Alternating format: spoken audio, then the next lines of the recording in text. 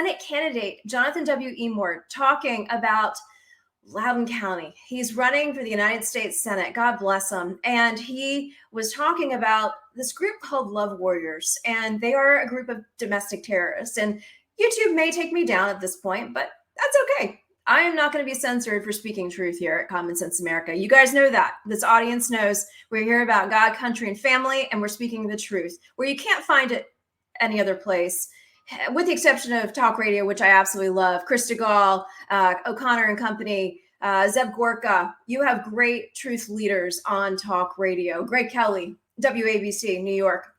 But it's hard to find it on cable news these days. As we are constantly in the discussion of the education piece, the woke indoctrination that's happening in our backyards. And I talk about it all the time because I'm very passionate about fighting this wokeness, this cult-like mentality.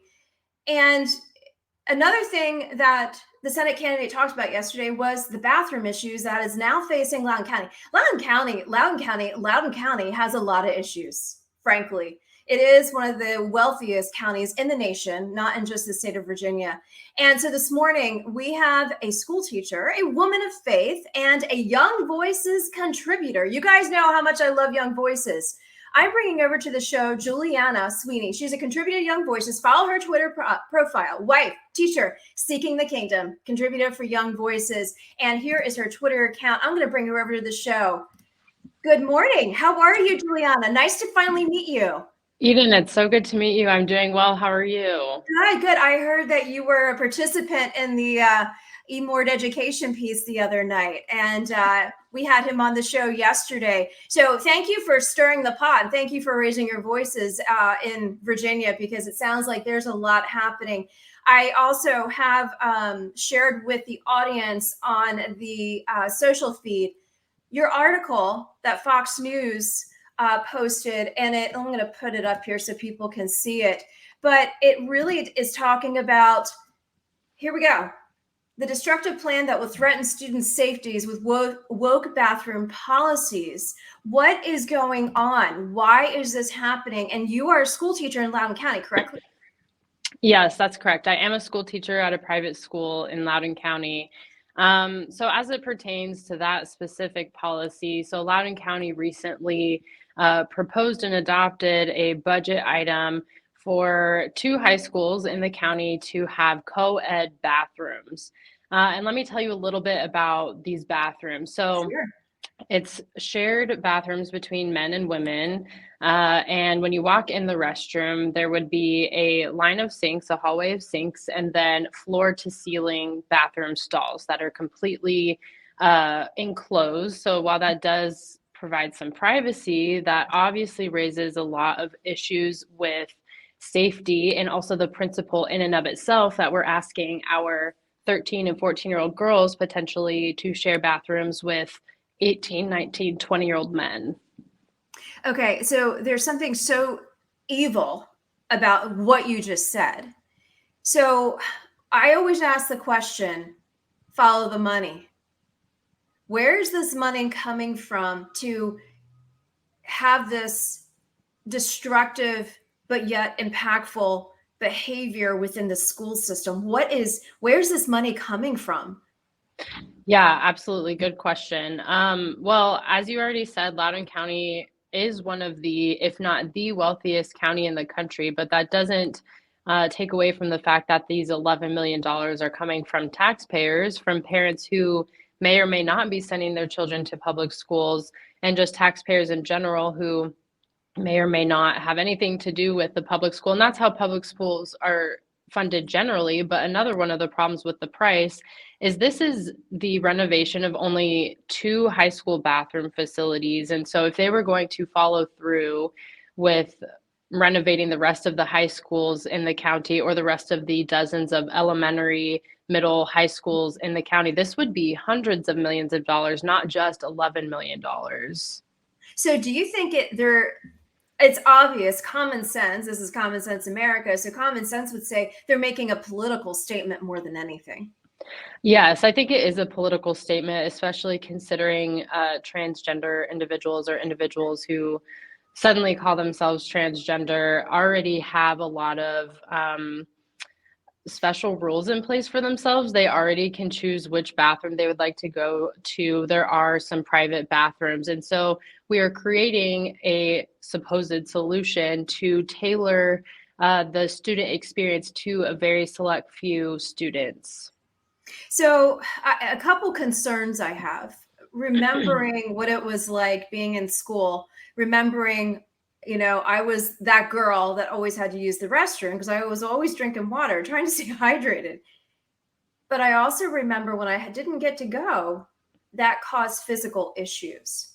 And I sit here and say to the young women who are coming up, who are still developing, are they going to wait to go to the bathroom until they get home that full school day because they don't want to be subjected to potential assaults?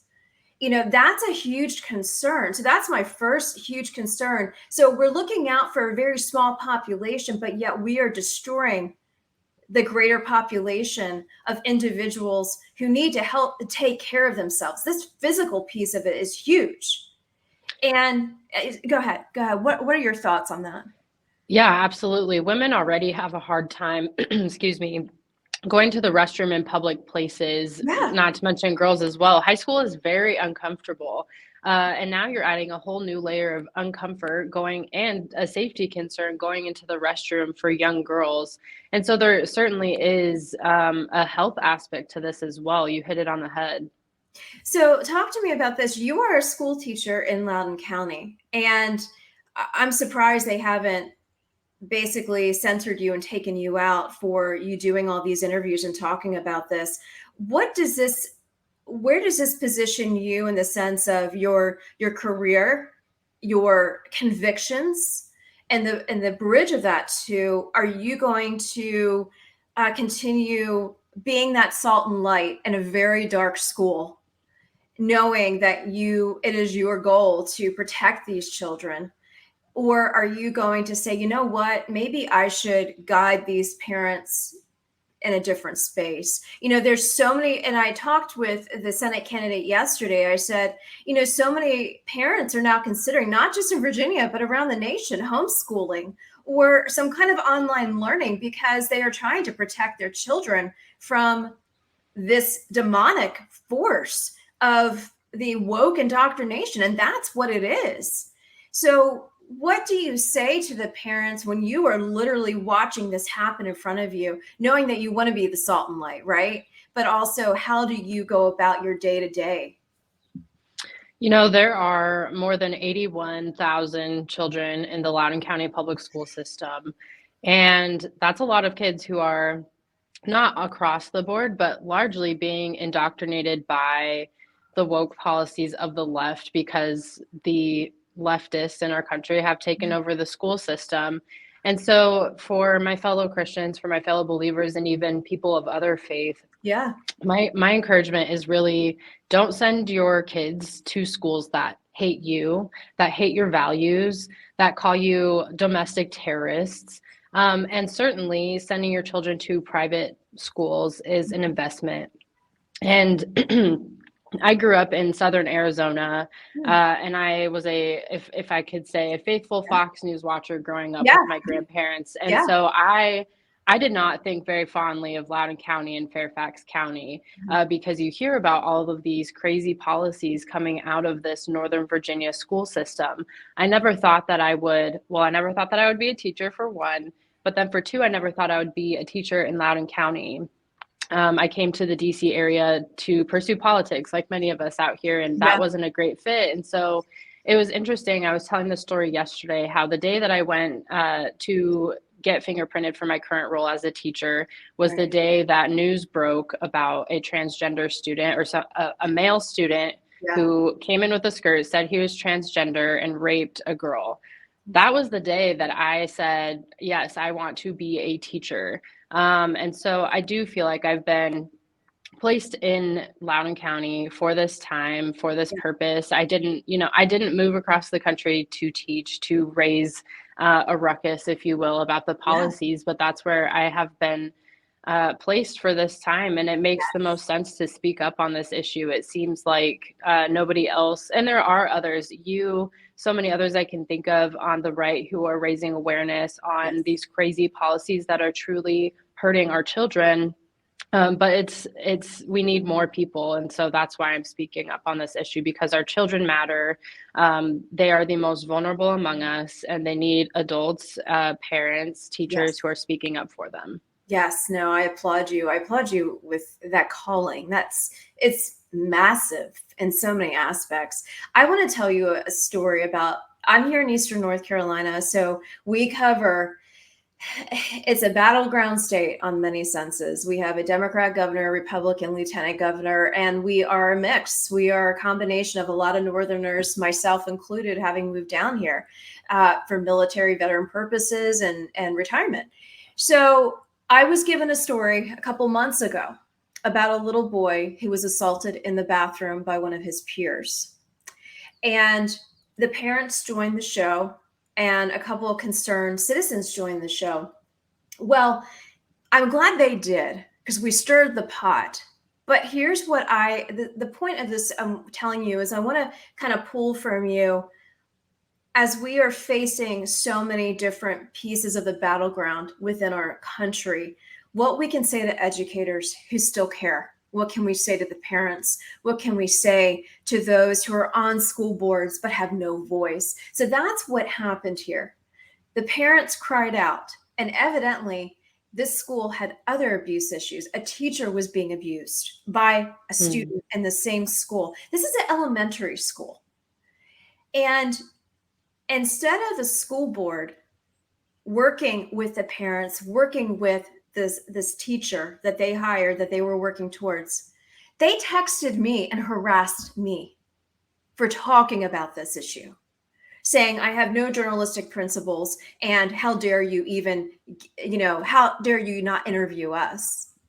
Well, I'll interview you when you start helping some people and you make a difference, because right now you are the enemy.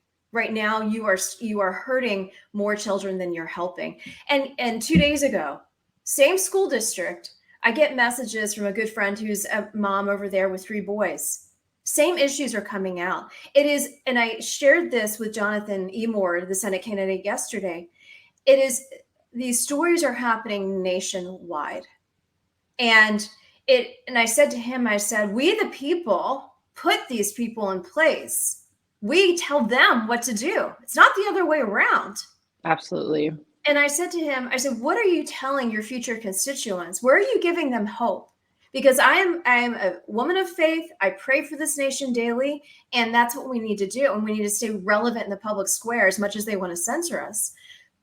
All that said, what do you say to fellow educators or those who are coming through Christian universities, secular universities, who want to be educators? What do you say to them with this war that they're already going into? That what we're doing does matter and does make a difference. And as a teacher, we might not see our investment, the return on our investment, for many years, but hopefully we are instilling in our students good values and courage and confidence in a generation that is lacking on a lot of those things. I hope that the only thing I can give my students is confidence in themselves and in their Savior. And also in this country that was founded on biblical principles, not perfect, of course. It's, frustrating. We even have to give that caveat. But if you don't give that caveat, people will come at you for that as well. But I want our children to love this country, love the Lord, love one another. That's what we're called to. And then as parents, and I'm not a parent yet, hopefully someday soon, but encouraging parents also to care about their children by paying attention to what's going on and seeing it as important and not sweeping issues under the rug anymore. And so our hope is not just in the policies, although we do need Christian policymakers. We need people like Jonathan Emord and others in Loudoun County who are stepping up to the plate, knowing that it's not a safe option right now. You already mentioned the group in Loudoun County that is physically attacking people who have put their name in the ring. But we do need good people who love this country, to put their names out there, to be willing to speak up. And as more of us come out of the crevices, as more of us start speaking up, we'll realize that we're not alone in that. I have a good friend who worked at a public school in Arizona, and she talked about how it was just the assumption in the teachers' lounge that everybody was left leaning, or that everybody was an atheist, or that everybody agreed to wear masks. And there were some who were silent, but they didn't feel like they could speak up because those are their coworkers. Right. And so we need to start speaking up. We need to be, it feels vulnerable and it doesn't feel Yes. great, but we need more people to speak up. Yes, no, you well said, well said. Juliana Sweeny, contributor for Young Voices. I want you back. Next article you put out, do you have articles you are getting ready to put into place that we can be looking for? I regularly am writing for The Lion, which is part of Herzog Foundation, so you can find me there as well. Okay, fabulous. I am so glad to know you. Thank you for what you're doing. And for such a time as this, you are the Esther moment. Thank you. I appreciate that. And thank you so much for having me on. My pleasure. Have a great weekend. And thank you so much. We will see you soon. See you soon. For all of those who are tuning in, this is Common Sense America. Wow, what a power player there. I tell you what, Juliana Sweeny, contributor Young Voices. Follow her on Twitter and make sure you just Google her name. You're going to see all these Fox News articles coming up. She is a phenomenal source and an educator who loves Jesus and an educator who loves their children. Go figure. What a shocker. I mean, think about that for a second. We actually have to talk like that. So, for all of those teachers out there who love the Lord and who love teaching our young minds, speak up. These culture wars, I tell you what, they're wanting to destroy everything that the American family, that those who believe, they want to censor us. They want to take our voices away. That's not what God called us here to do.